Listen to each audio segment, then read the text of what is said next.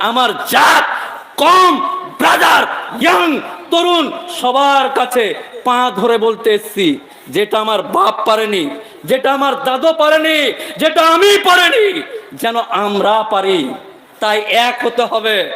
এক কাঠা জমি নিয়ে মারামারি করেন, জমির আল নিয়ে মারামারি করেন।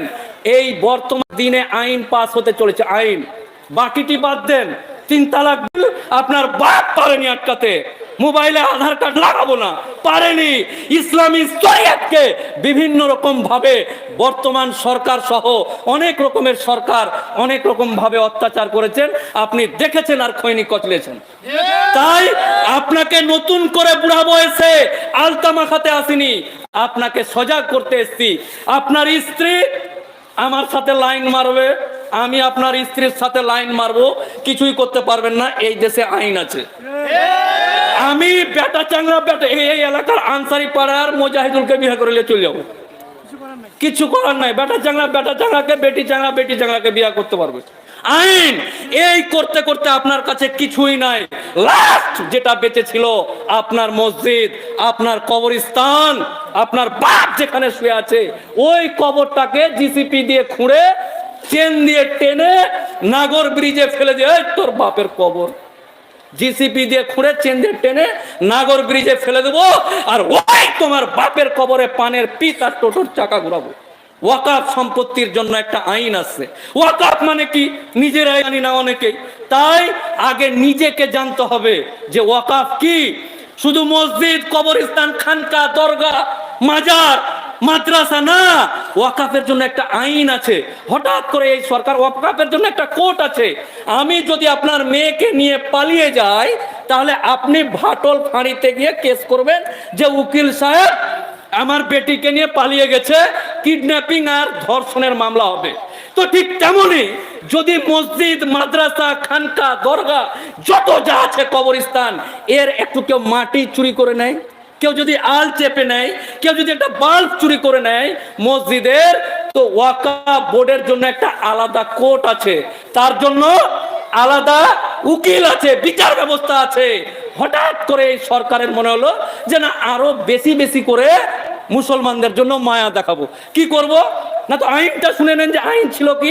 4টা জিনিস বলে আমি মাওলানা সাহেবের কাছে আবার ক্ষমা চেয়ে নিয়ে আপনাদেরকে 4টা জিনিস বলার চেষ্টা করছি। এক, আগের দিনে আইন ছিল যে এই এলাকায় জায়গাটা এটা মাদ্রাসা, এর মাদ্রাসার পাশে আনসির লোকেরা ভাবলো যে এই পিছনটাতে কবরস্থান করব। তো এই জায়গাটা কার না, তো ভাটল হাটের শ্যামলের বাপের। তো শ্যামলের বাপের কাছে ভাটলের হাটে গিয়ে এই এলাকার আনসারি পাড়ার লোকগুলো বললো, কাকা তোমার বাপ আর আমার বাপ দীর্ঘদিন এখানে একসাথে ব্যবসা করতো, তো আমরা মানুষ মরে গেলে যেখানে এখন কবর দিচ্ছি ওখানে বৃষ্টির দিন মাটি উঠে যায় না, পানি উঠে যায়, তো যদি একটু দিতেন তাহলে আমরা কয়েকটা বাড়ি ছিলাম এখানে কবর দেব। ঠিক আছে যা। আগে শ্যামলের বাপ কবরস্থান, মাদ্রাসা, মসজিদের জায়গা, খানকা, দরগার জায়গাতে শ্যামলের বাপ জমি দিতে পারতো। মোদি বলছে হিন্দু রাষ্ট্র করবো, ফের শ্যামলের বাপ এই আনসারি পাড়ার মুসলমানটিকে জায়গা দিতে যায়। এই আইনে শ্যামলের বাপ আনসারি পাড়ার লোককে জমি দিতে পারবে না কবরস্থানের জন্য। ঠিক আছে থাক, আল্লাহ আমাদেরকে অনেক কিছু দিয়েছে, আমরা পানি ছেঁচা হলো নিজের বাপকে কবর দিয়ে দেবো, এটা নিয়ে সমস্যা নয়। তো বলছে এই যে এটা মাদ্রাসা, এই মাদ্রাসাতে 10 জন কমিটিতে আছে, শ্যামলের বাপ জমি দিতে পারবে না, কিন্তু সরকার বলছে এই কমিটিতে 2টা শ্যামলের বাপ আর দীপঙ্করের বাপ মেম্বার হবে।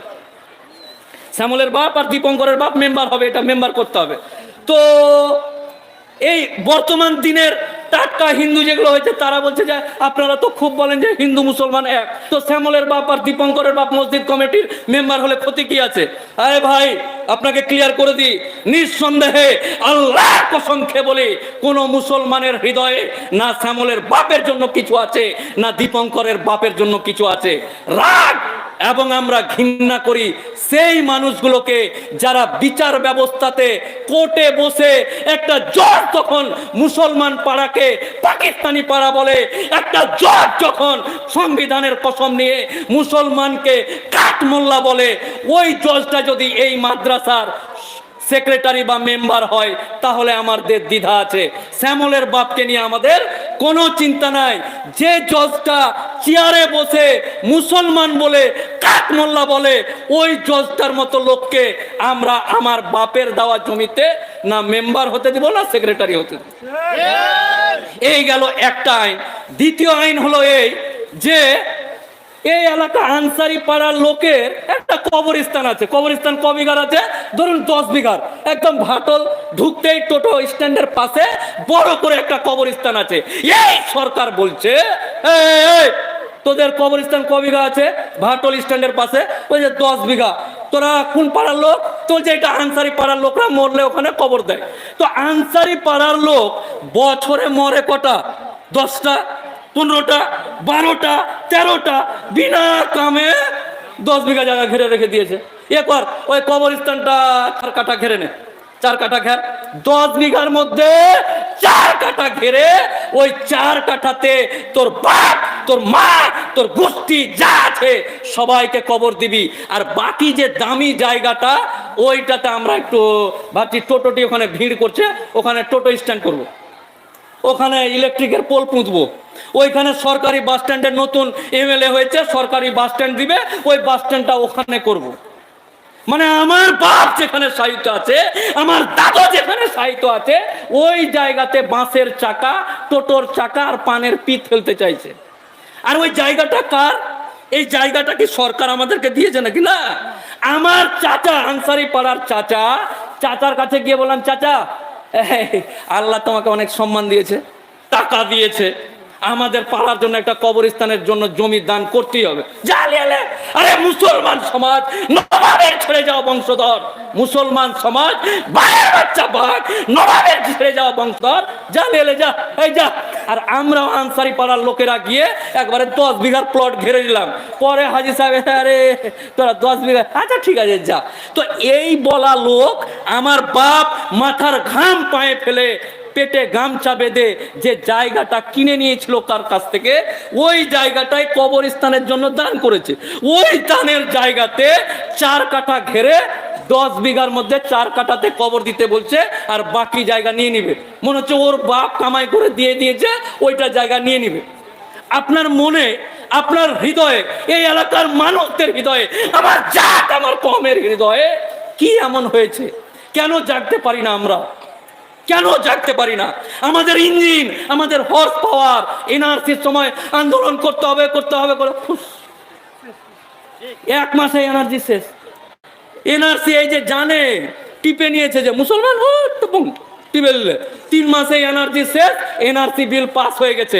আর এনআরসি বিল পাস হয়ে গেছে, আর আপনি বলবেন যে আমি আইন মানি না, তাহলে তুই দেশ থেকে বেরিয়ে যা। দেশে থাকবে আর দেশের আইন মানবে না, এটা কিন্তু আমি মোফাক্কেরুল ইসলাম জনাব মাওলানা মুস্তাক হোসেনের সাহেবের ছেলেও বলছি, এই দেশে বাস করলে এই দেশের আইন মানতে হবে। তো বর্তমান দিনে চারিদিকে মসজিদের কথাটা বলার সময় পেলাম না, এইরকম করে আস্তে আস্তে নিজের বাপের তৈরি করা চাঁদা চেয়ে, ভিক্ষা চেয়ে আমরা গরিব হতে পারি। আনসারি পাড়া ভাটল রায়গঞ্জের মুসলমান গরিব হতে পারে, একদিক দিয়ে ছাগল ঢুকে আর একদিক দিয়ে বাড়ি থেকে বেরিয়ে যায়, কিন্তু আল্লাহর ঘরকে আমরা এত সুন্দর করে চাদর পাতিয়ে, চাঁদা চেয়ে, মাথার ঘাম পায়ে ফেলে, নিজে কাজ করে, জিভ দিয়ে চেটে পরিষ্কার করে রাখি, কারণ ওটা মহান আল্লাহ তাআলার ঘর, মসজিদ বলে আমরা এতটা ভালোবাসি। তো এই করতে করতে আপনার কলিজাতে আপনার মরে যাওয়া বাপের কবরে হাত দিচ্ছে, তাও আমার কম, আমার জাত, আমার ব্রাদারের ইসলামকে আমরা জাগাতে পারছি না। এটা আমাদের ব্যর্থতা।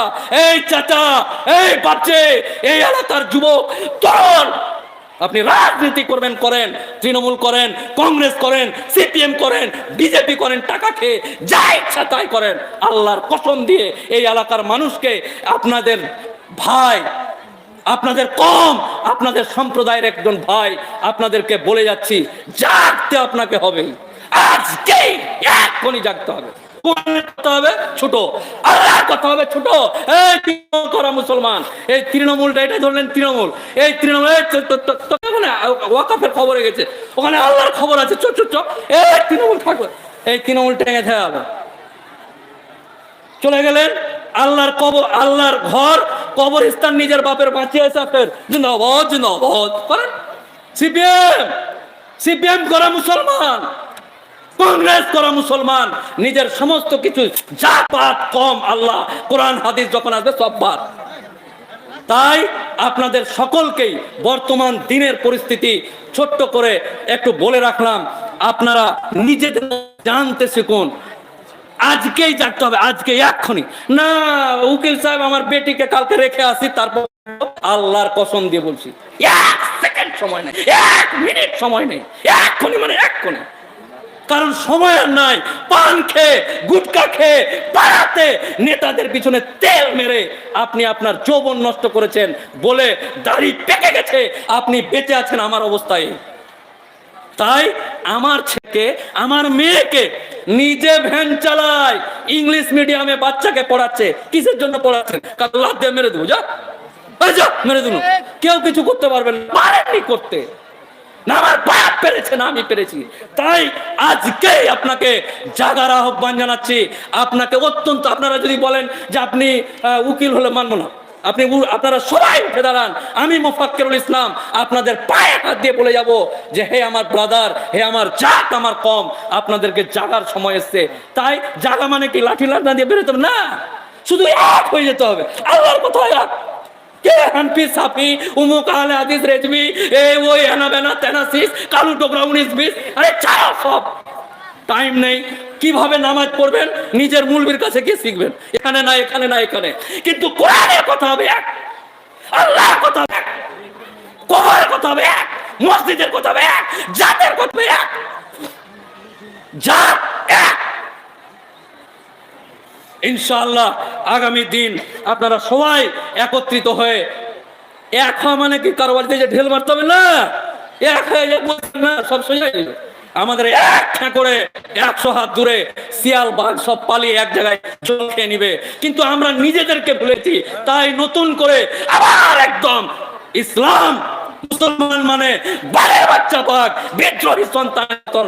আগামী দিন আপনাদের এই চেহারা যেন যে কোনো কোরআনের মজলিসে, আল্লাহর মজলিসে, মসজিদে, কবরস্থানে, ওয়াকাফে যা যেন উপস্থিত দেখতে পাই, এই আবেদন রেখে আপনাদের এলাকা থেকে আমি আপনাদেরকে এখান থেকেই বিদায় নিচ্ছি। আপনারা সকলেই ভালো থাকুন। আর মহান আল্লাহ তাআলা মুর্শিদাবাদের বেলডাঙ্গাতে কি হয়েছে তার অপবাদে এই এলাকার মানুষের কাছ থেকে যেন রহম তুলে না নেয় আল্লাহ। হে আল্লাহ, আমরা ভুল, আমরা পাপী, আমরা তাবী। বর্তমান দিনে আমার ছেলেকে মানুষ করতে হবে, আমার পরিবারকে নিয়ে চিন্তিত থাকার কারণে হয়তো আমরা ঠিক মতন করতে পারছি না। তাই আগামী দিন আল্লাহ আমাদের ভুলের কারণে আমাদের যে ছেলে মেয়ে আসছে তাদের উপর থেকে রহম তুমি তুলে নিও না আল্লাহ। এই দুঃখে এই এলাকার মানুষের কাছ থেকে অনেক ভালোবাসা এবং আমার বাবাজির কাছে আবার ক্ষমা চেয়ে আমি আমার বক্তব্য শেষ করছি। ওমা আলাইনা ইল্লাল বালাগ। আসসালামু আলাইকুম ওয়া রাহমাতুল্লাহি ওয়া বারাকাতুহু। ওয়ালাইকুম আসসালাম ওয়া রাহমাতুল্লাহি ওয়া বারাকাতুহু। মাশাআল্লাহ, দেশে মুসলমানদের অবস্থা কিরকম তা নিয়ে আমাদের সামনে আলোচনা করলেন। আমাদের মানে চক্ষু খোলা আলোচনা। আজকে বাদশাহী করো তখতে বসিয়া,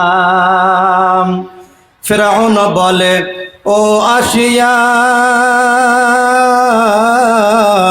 বাদশাহী করো তখতে বসিয়া, আমায় খোদা মেনে চলো, আমায় খোদা মেনে চলো, মুসার খোদা মেনো না। প্রেম খেলা ইশকে এলাহি সকলে তো জানে না, প্রেম খেলা ইশকে এলাহি সকলে তো জানে না। আসিয়া বলে ওগো স্বামী, তোমার হুকুম মানব আমি। আসিয়া বলে ওগো স্বামী, তোমার হুকুম মানব আমি। বাদশাহ তোমায় মানতে পারি, বাদশাহ তুমি হতে পারো, খোদা হতে পারো না। প্রেম খেলা ইশকে এলাহি সকলে তো জানে না, প্রেম খেলা ইশকে এলাহি সকলে তো জানে না। ফিরআউন বলে জাল্লাদের আসিয়াকে নিয়ে যাও বালুর চরে। ফিরআউন বলে ও জাল্লাদের আসিয়াকে নিয়ে যাও বালুর চরে। চামু খালায়া লাও তারে, আসিয়ার চামু খালায়া লাও তারে। সে তো মুসার খোদা মেনে চলে, আমায় খোদা মানে না। প্রেম খেলা ইশকে এলাহি সকলে তো জানে না। প্রেম খেলা ইশকে এলাহি সকলে তো জানে না। আসিয়া বলে ও গো স্বামী, তোমার হুকুম মানব আমি। আসিয়া বলে ও গো স্বামী, তোমার হুকুম মানব আমি। বাদশাহ তুমি হতে পারো, বাদশাহ তোমায় মানতে পারি, খোদা মানতে পারি না। প্রেম খেলা ইশকে এলাহি সকলে তো জানে না। প্রেম খেলা ইশকে এলাহি সকলে তো জানে না। জাল্লাদেরা হুকুম পেয়ে আসিয়াকে নিয়ে গেল বালুর চরে। জাল্লাদেরা হুকুম পেয়ে আসিয়াকে নিয়ে গেল বালুর চরে। আসিয়ার চাম খালাইয়া লিল তবু, আসিয়ার চাম খালাইয়া লিল তবু। আসিয়া আল্লাহকে বলে ভুলল না। প্রেম খেলা ইশকে এলাহি সকলে তো জানে না। আসিয়া বলে ও গো স্বামী, তোমার হুকুম মানব আমি। আসিয়া বলে ও গো স্বামী, তোমার হুকুম মানব আমি। বাদশাহ তোমায় মানতে পারি, বাদশাহ তুমি হতে পারো, খোদা হতে পারো না। প্রেম খেলা ইশকে এলাহি সকলে তো জানে না। প্রেম খেলা ইশকে এলাহি সকলে তো জানে না। আসসালামু আলাইকুম ওয়া রাহমাতুল্লাহি ওয়া বারাকাতুহু। أعوذ بالله من الشيطان الرجيم بسم الله الرحمن الرحيم كنتم خير أمة أخرجت للناس تأمرون بالمعروف وتنهون عن المنكر وتؤمنون بالله بسم الله الرحمن الرحيم والعصر إن الإنسان لفي خسر إلا الذين آمنوا وعملوا الصالحات وتواصوا بالحق وتواصوا بالصبر بسم الله الرحمن الرحيم عاملة ناصبة تسلا نارا حامية মোহতারাম ভাইও আজিজ ও বুজুর্গ দোস্ত, যারা আমার সামনে রয়েছেন এবং যারা লাইভে এসছেন, আমি আজকে গতকাল 14 তারিখ নভেম্বরের 2023 মঙ্গলবার তালগাছি মাদ্রাসার জালসার প্রোগ্রামে মেহমান হিসাবে ছিলাম। এখানে সারা রাতটা কাটিয়ে দিনটাও কাটালাম। এই যেখানে আজকে আমাদের কথাবার্তা চলছে, আজকে 15 তারিখ নভেম্বরের 2023 সালের তালগাছি মাদ্রাসা মসজিদের ভিতরে আমার বাম পাশে মাদ্রাসার প্রধান শিক্ষক আমার ছোট ভাইয়ের মতো মৌলানা রাফিউদ্দিন। তো আমি আপনাদের সামনে বেশ কয়েকটি আয়াত পড়েছি, তার মধ্যে একটা সূরা পড়েছি, সূরাটার নাম আসর।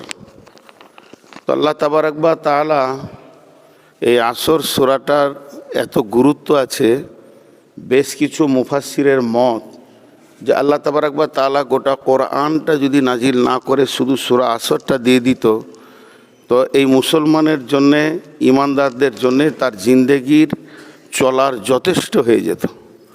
এত ঘন কথা, এত গভীর কথা আছে। শুধু সূরা আসরকে নিয়ে যদি কথা বলা হয় তো প্রতিটা শব্দের ওপরে 2-4 ঘন্টা করে কেটে যাবে। তো আমি এগুলো শুধু তর্জমা হিসাবে নিব, আর যেটা আপনাদের সামনে সূরা গাসিয়া থেকে 2টি আয়াত পড়েছি, একটু হালকা 2 কথা ওইটাতে বলবো। আল্লাহ তাবারক ওয়া তাআলা বললেন, কুনতুম খায়রা উম্মাতিন উখরিজাত লিন-নাস তা'মুরুনা বিল মারুফ ওয়া তানহাউনা আনিল মুনকার। তোমরাই হলে শ্রেষ্ঠ উম্মত। এখানে তো অনেক কথা, একটা উম্মতকে উম্মত বলা হয়েছে। কোরআনে নবী মুহাম্মদ সাল্লাল্লাহু আলাইহি সাল্লামের উম্মতকে উম্মত বলা হয়েছে, বাকি নবীদের উম্মতকে উম্মত বলা হয়নি। কি আজীব কথা আল্লাহ বলছেন এখানে।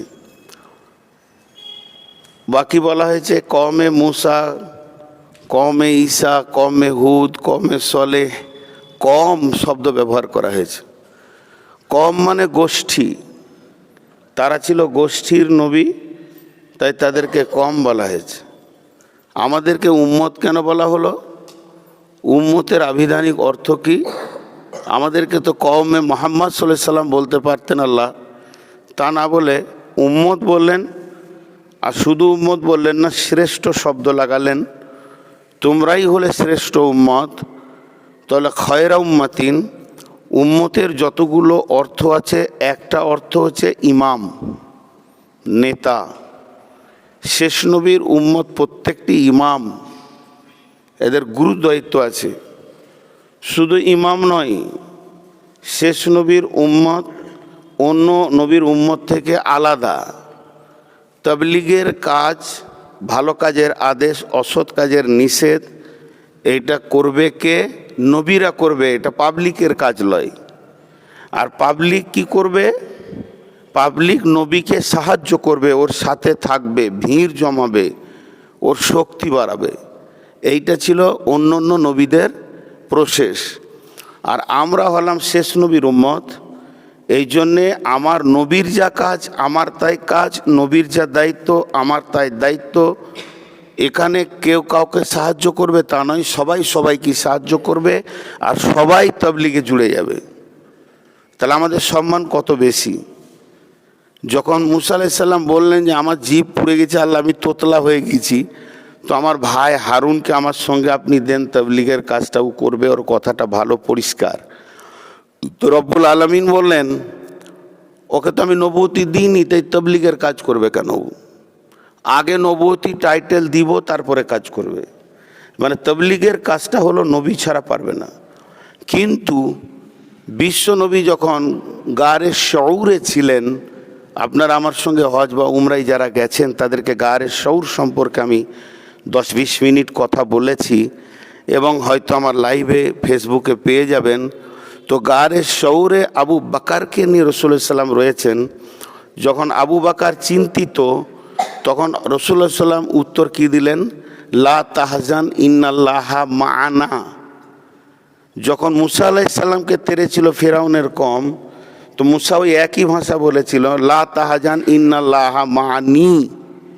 নবীজি বললেন মা'ানা, নবী মুসা বললেন মা'ানি। নবী মুসার কথাটার মানে হচ্ছে, হে কম তোমরা চিন্তা করো না, আমার সঙ্গে আল্লাহ আছে। আর নবী মুহাম্মদ সাল্লাল্লাহু আলাইহি সাল্লামের কথাটা মানে কি? হে আবু বকর তুমি চিন্তা করো না, আমাদের সাথে আল্লাহ আছে। আমার সঙ্গে আল্লাহ আছে আর আমাদের সাথে আল্লাহ আছে, এর মধ্যে পার্থক্য আছে। তাহলে কি মুসা নবীর কমের সঙ্গে আল্লাহ ছিল না? সেটা কথা নয়, সেটা কথা নয়। ট্রেনে উঠেছি, 2টো টিকিট কেটেছি, একটা আমার আর একটা আমার এই রাফিউদ্দিন ভাইয়ের টিকিট। তো একই টিকিটে 2টো আমার পকেটে ভরা আছে। টিটি দেখেছে, ও ভয় করছে। আমি বলছি তুমি ভয় করো না, আমার সঙ্গে টিকিট আছে।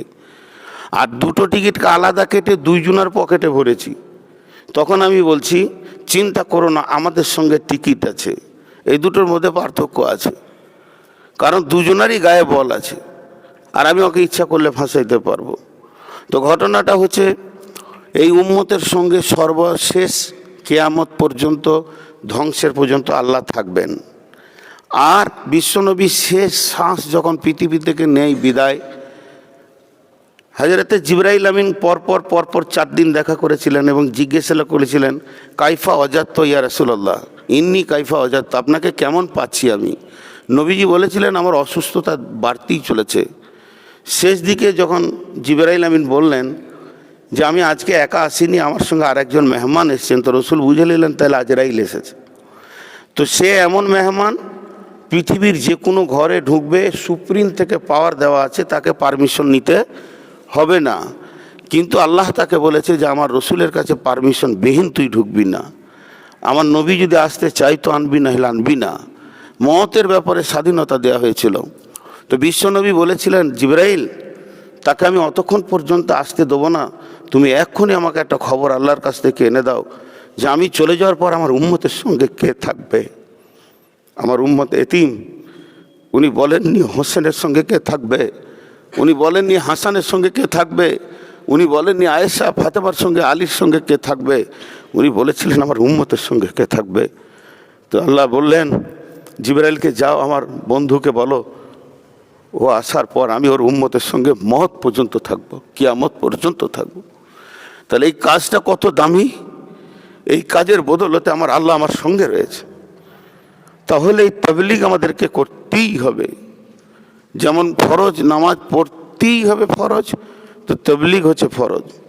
এখন আমরা আসরের নামাজ পড়লাম, তো এই নামাজটা ফরজ আইন ছিল, পড়তেই হবে, পড়তে হবে নয়, তার থেকে ফরজ হচ্ছে তাবলীগ। আগে দাওয়াত, তাবলীগ, তারপরে ইবাদত নামাজ। আগে আমরা তাবলীগ করলাম, তারপরে নামাজ পড়লাম। কি ভাই, আগে তাবলীগ করলাম না? মাইকে আজানটা আগে হলো কি হলো না? ওটাই তো তাবলীগ, ডাকা হলো সবাইকে, তারপরে নামাজ পড়লাম। তাহলে আগে তাবলীগ, তারপরে নামাজ। এই ডাকাটা আমভাবে ডাকা হলো, কিন্তু আমাদেরকে দরজায় দরজায় ঘুরতে হবে। তাই আমার আল্লাহ সূরা আসরের মধ্যে বলছেন ওরা সকলে ক্ষতিগ্রস্তর মধ্যে রয়েছে। ওয়াল আসরি, আসরের কসম করে বলছেন ইন্নাল ইনসানা লাফি খুসরি, নিশ্চয়ই ইনসান ক্ষতিগ্রস্তর মধ্যে রয়েছে। ইল্লাল্লাযীনা আমানু ওয়া আমিলুস সলিহাতি, যারা ঈমান আনবে আর ভালো আমল করবে। ওয়াতাওয়াসাউ বিল হাক্কি ওয়াতাওয়াসাউ বিস সবরি, এবং হকের দাওয়াত দেবে একে অপরে, সবরের দাওয়াত দেবে, তারাই বাঁচবে। তো তাবলীগ হচ্ছে ফরজ আইন, তাবলীগের কাজ করতেই হবে। তো আমরা যতদিন বেঁচে থাকব তাবলীগের কাজ করব ইনশাআল্লাহ। সকলে বলি ইনশাআল্লাহ। নিজের ভাইকে, ভাতিজাকে, ছেলেকে, মেয়েকে, বউকে, বেটিকে।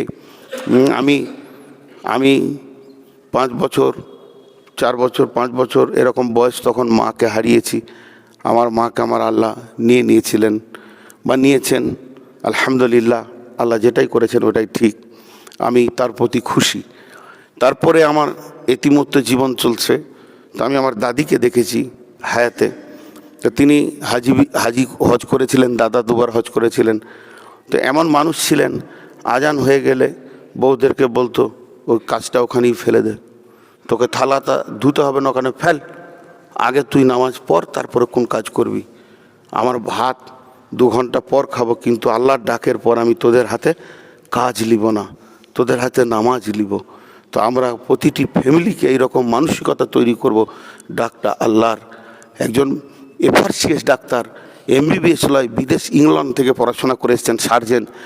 আমার প্রেসক্রিপশান লিখছে, আর কারো প্রেসক্রিপশান লিখছে। মসজিদে আজান হয়ে গেল, বহরমপুর বাড়ি, কলমটা ফেলে দিল, ওষুধটা সম্পূর্ণ লিখলো না, নামাজ পড়তে চলে গেল।